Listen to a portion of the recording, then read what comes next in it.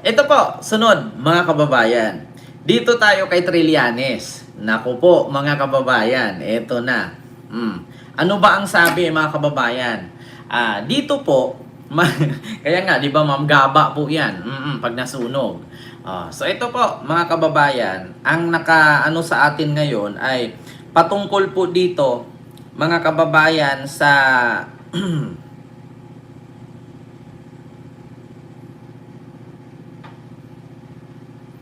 ayan. So, ang sabi kasi mga kababayan dito sa interview ni Trillanes sa 4 Alas, mga kababayan ay nakakatawa po na isipin na antayin daw natin baka next week. Baka next week daw mga kababayan ay meron daw babaliktad na isang miyembro ng 18 Marines.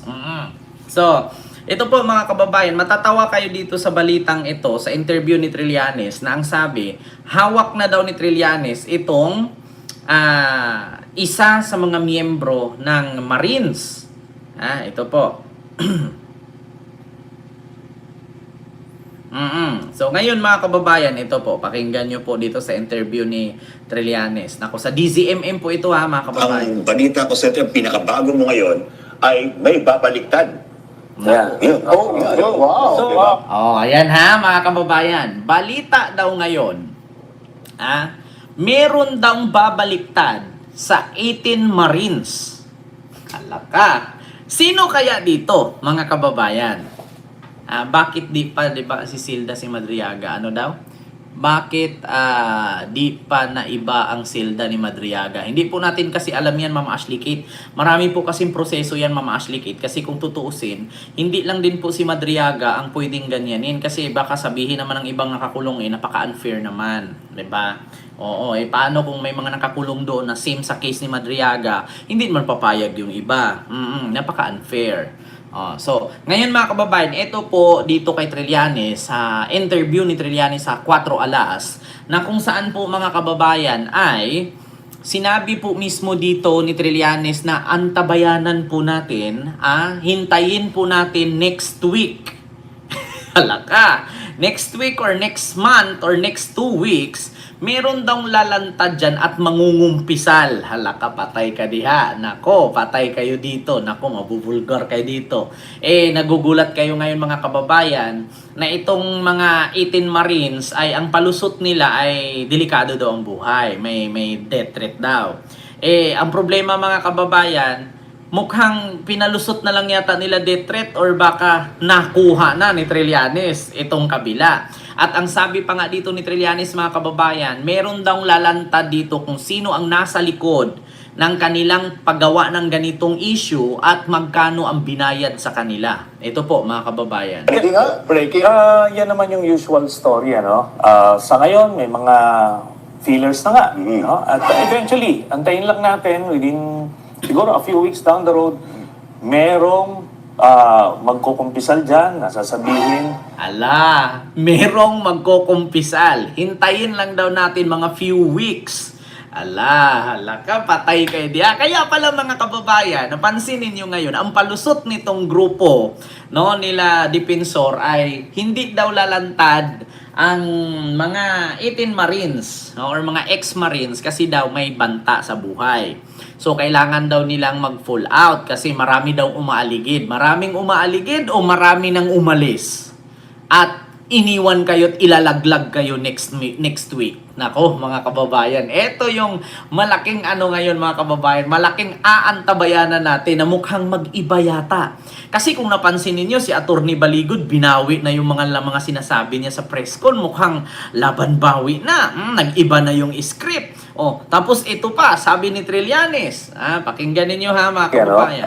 Sa ngayon, may mga feelers na nga. No? At eventually, antayin lang natin within siguro a few weeks down the road, Patay. merong magkukumpisal dyan, nasasabihin, ganito yung binayad sa kanila, ito yung kumausap sa kanila, na ito yung sabihin. Mga kababayan, hindi si Trillanes magsasabi ng ganyan. kung hindi siya sigurado. Alam naman natin mga kababayan, lahat ng sinabi ni Trillanes nagkatotoo. Ano bang patunay? Bakit sabihin na naman ng mga DDS, hindi totoo yan, kwentong barbero yan. Bakit? Si Digong na nakulong, kwentong barbero pa rin. Si Digong na hindi na makauwi-uwi at naipit na dun sa ICC, kwentong thrilling pa rin. Sundalong kanin pa rin ba yun? Sabi kasi ng mga DDS, kwento mo sa pagong. Hindi totoo yan, thrilling yan, sundalong kanin yan. Ending, hindi pa ba sapat na ebidensya si Digong? Hindi pa ba sampal sa pagmumukha ninyong katangahan ninyo? Nakulong si Digong? So ngayon mga kababayan, sabi ni Trillanes dyan, na antayin natin next week, merong mangungumpisal dyan. Ako patay. Hindi magsasalita si Trillanes ng ganyan mga kababayan kung hindi totoo yan. Baka kasi mga kababayan, yung Marines na yan na magsasalita or mangungumpisal ay baka nag-recant. Ibig sabihin, kung ano yung nandun sa affidavit ay siguro binawi niya or baka nagpanotaryo na ito na kung ano yung mga salaysay na sasabihin. Di ba mga kababayan? Para hindi masabing kwento-kwento lang, nagpapanotaryo siguro itong Marines na ito na babaliktad. Hala ka, patay ka diha. Babaliktad ba yun, Henry? Dahil kakasuhan mo eh. Ba may kaso kang kinasuhan? Yes, nakasuhan ko na kahapon, then may mga nagkaso na, si Secretary Anya, nagkaso na rin. And I think several others would be filing cases. So, ito na ngayon. If they thought na pwede lang nilang gawin yon without any consequence, well, nagkakamali sila. Pero, ate, ang balita ko sa ito, ang pinakabago mo ngayon, ay may babaliktad. Yeah. Yun. Wow. So, Babaliktad nga. breaking. Yan naman yung usual story, ano? Sa ngayon, may mga feelers na nga. No? At eventually, antayin lang natin within siguro a few weeks down the road, merong magkukumpisal dyan, nasasabihin. Few weeks down the road. May magkukumpisal daw dyan, patay. Kaya pala sabi mga kababayan ni NBI Director Melvin Matibag na mayroon nga daw silang nakukuha ng mga reports na kung saan ay kung sino ang nasa likod nitong 18 Marines, magkano ang binayad, sino ang nagbayad, tapos mayroon daw lalabas dyan ng mga generals, tapos 100 piraso daw yan. O bakit nasabi ni NBI Director Melvin Matibag yan kung wala silang sources? Hindi naman po pwedeng magbitaw si NBI Director Melvin Matibag ng ganyan-ganyan kung hindi totoo. Kasi bakit mga kababayan, mahuhulog doon na fake news siya. NBI kami mismo, tapos gagawa ka ng hindi totoo, maglabas ka ng statement na ganyan. So, ibig sabihin mga kababayan, meron talaga silang nakuhang report na ang sabi, hindi lang daw yan 18, 100 daw talaga yan. And the rest dyan, pagkatapos daw nitong 18, hindi na daw to lalabas, meron daw papalit dyan na mga retired general. Oo, sabi ni Melvin Matibag. Hala ka, patay kayo diha, mga kababayan. Mismo si Trillanes na nagsabi. Ganito yung binayad sa kanila, ito yung kumausap sa kanila, na ito yung sabihin. So, gano'n ang mangyayari dyan. Babaliktad ba yun, Henry? Dahil kakasuhan mo eh. Ba may kaso kang kinasuhan? Yes, nakasuhan ko na kahapon, then may mga nagkaso na, si Secretary Anya, nagkaso na rin. So may nag-comment, sabi, siguro Marine na dating kasamahan din ni Trillanes yung babaliktad kaya humingi ng payo kay Sentry Umami na binayaran sila. Naku, patay ka diha. Baka di nila inaasahang kakasuhan sila kaya takot. Baka di kasali sa usapan ang makasuhan sila. Actually, Sir Kendry, ganito po yan Ganito po yan. Ilang beses ko yan sinabi sa mga DDS na kapag magtanggol kayo sa isang politiko, itanggol nyo based lang sa inyong narratives, no?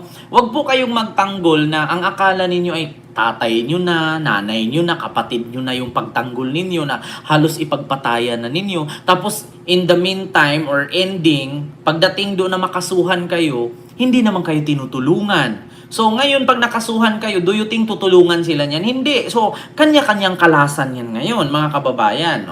So, kapag ang tanging gagawin dyan sa mga kinasuhan na Marines, yung 18 Marines na to, kung hindi sila tutulungan, which is matulad sila kay Madriaga, hindi ba nila nakita si Madriaga? Hindi ba nila nakita si Ramil Madriaga kung anong nangyari? Noong panahon na si Ramil Madriaga ay nasa laya pa at tumulong pa, no, dito sa kanila, ay mabango. Binigyan pa ng regalo, binigyan ng cellphone, kung ano-ano ang pinagawa. Pero nung ending nung nakasuhan na ito, ay initsyapuera niya. Ang hiling nga lang tulungan para makalaya, pero ending wala. 'Di ba? Oh, kaya do you think mga kababayan dito sa ikinaso ni Trillanes ngayon, bukod dito sa Marines, kay Badoy, kay Gisonsa, kay Katibinag, do you think tutulungan sila niyan? Sinong tutulong sa kanila? Eh mismo nga si Digong hindi din magawang tulungan yung sarili, nakakulong. Yan nga ang sabi ng isang vlogger na sino ba yung nagsabi no na nag-react na si Digong nga nakulong at hindi makalaya-laya na napakamakapangyarihan nun. May mga guns yun, may mga connection yun. Eh kayo pa kaya? Diba? Hindi nyo naiisip yan. Yung poon nyo nga nakulong, eh kayo pa kaya hindi? Oh. Kaya sa totoo lang mga kababayan, nakita nyo, bukod kay Madriaga, bigyan ko po kayo ng example. Naalala nyo yung mga Pilipino sa Qatar, yung Kuwait ba yun o Qatar, yung mga rally-rally nang hinuli sila at nakulong? O, tinulungan ba sila ni Duterte doon para makalaya? Wala. Naalala ninyo yung mga Pilipino sa Hong Kong dahil dyan sa pirma-pirma ni Digong na kinumpis ka ng pulis na hindi natin alam kung nakakulong ngayon. O, tinulungan ba sila? Wala rin. O, naalala niyo si Boy Lighter? O, naalala niyo si Boy Lighter? Nakasuhan ng inciting to sedition? Anong sabi ni Boy Lighter? Utot, ayaw ko nang sumama sa rally-rally na yan. Kasi bakit? Kapag nakasuhan ako, wala naman tumulong sa akin. Kaya yan ang mahirap mga kababayan. So anong gagawin nitong mga Marines na nakasuhan ngayon? Do you think? Do you think, mga kababayan? Anong gagawin ngayon ng mga Marines na nakasuhan ni Trillanes? Do you think tutulungan sila? Hindi sila tutulungan dyan. Ang mangyari dyan, ang tanging gawin lang ng mga Marines ay bumaliktad kay Trillanes at sabihin kung ano ang mga nasa likod nila. Kasi bakit? Wala naman silang choice Alam nga naman, sige nga mga kababayan, tanungin ko kayo. Halimbawa ako, si Kent Garcia, isa akong presidente ng Pilipinas. Tapos natalo ako sa eleksyon. Gusto kong tumakbong vice president. So, ang gagawin ko para masira ko yung kalaban ko, mag-hired ako ng mga retired na Marines. So yun, utusan ko, babayaran ko. Ngayon, kapag inutusan ko yun, binayaran ko, ang usapan namin doon, ganito pag once na bayad ko na kayo, kung ano man ang mangyari sa inyo, hindi ko na pananagutan kasi tinanggap niyo yung bayad Ganyan yan di ba mga kababayan? Ganun ang mangyari. Ito yung kontrata natin. Lumantad kayo, bibigyan ko kayo tag 50 million per head. 50 million per head, siraan nyo si Trillanes. Siraan nyo si Bongbong Marcos. Pero ito ang ating kasulatan. Once na matanggap nyo ang pera, kung makasuhan man kayo, bahala na kayo kung anong gagawin ninyo. Kasi bayad ko kayo Hindi ko naman kayo empleyado, binayaran ko kayo. So ngayon mga kababayan, ang sabi, at least nakatanggap sila ng 50 million. Sa 50 million na yan, kaya ba nilang iligtas ang sarili nila pag nakasuhan sila? So ngayon, alangan naman mga kababayan na ako, sasabihin ko, huwag kayong mag-alala. Kasi nakasuhan kayo ngayon, ako ang bahala sa inyo. So ang iisipin ngayon ni Trillanes, ako ang nasa likod ng pagsira sa kanya at kay PBBM. Kasi bakit ko ipagtanggol yung mga Marines na yan? So sa madaling salita, ang isipin agad ng mga kalaban, ng mga siniraan ng Marines, na ako ang nasa likod kasi ipagtanggol ko sila. So sa madaling salita, wala na akong pake, hindi na ako magsasalita. Maliban na lang na ang mga Marines ay magsalita at umamin na inutusan ko sila. Kasi mga kababayan, wala namang magnanakaw na aminin mo ikaw nagnakaw, di nakulong ka ngayon. 'Di ba? Ganon mangyayari dyan mga kababayan. Ang tanging pag-asa ng Marines para sila'y maabsuelto sa kaso, ilaglag nila. Kaya yung sabi nila ngayon na hindi sila magpapakita, hindi sila lalabas kasi delikado ang buhay nila. Hindi po delikado ang buhay nila laban kay Trillanes, kay Anyo, sa mga kongresista, kundi delikado ang buhay nila sa taong nagbayad sa kanila. Kasi once na sila'y bumaliktad, papatayin talaga yan sila. 'Di ba? Kasi ang mangyari dyan mga kababayan, kapag sila'y bumaliktad, ang isipin agad ng mga tao, isipin agad nung nagbayad sa kanila, sige, subukan yung bumaliktad, papatayin ko kayo. Alam ko yung lugar ninyo, alam kong pamilya ninyo. So ang mangyari dyan mga kababayan, once na sila'y bumaliktad, delikado talaga buhay nila. sa ngayon. Tapos kapag may mangyari dyan na binaril, or halimbawa sa 18 Marines may napatay dyan, may namatay, may binaril, ang pagbibintangan agad dyan, si Trillanes, si Anyo, si Dilima, yung mga binibigkas, si General Torre, kasi yun yung mga naaabutan daw ng maleta. So ang pagbibintangan dyan ngayon, itong mga personalidad na binigkas nilang pinadalhan ng maleta. Pero ngayon mga kababayan, ang totoong magpapatay dyan, yung nasa likod na nag-utos sa kanila kasi natatakot yan. Matatakot na ibulgar. Kasi itong mga Marines, ang tanging kalayaan lang nila para mawala yung kaso ay sumuko at aminin kung sino ang nasa likod. Ngayon kung umamin sila at sumuko sila kay Trillanes, hindi sila papatayin, hindi sila kakasuhan. Poprotektahan sila ni Trillanes. Ang problema ngayon, bago ba sila makapunta kay Trillanes, hindi ba sila mapatay? 'Di ba? Yan ang problema nila, Sir Henry. Hindi po ang magpapatay dito, hindi yung mga taong inakusahan na hinatira ng maleta. Ang magpapatay dito, yung nag-utos sa kanila, which is ganyan ang nangyari sa war on drugs ni Digong.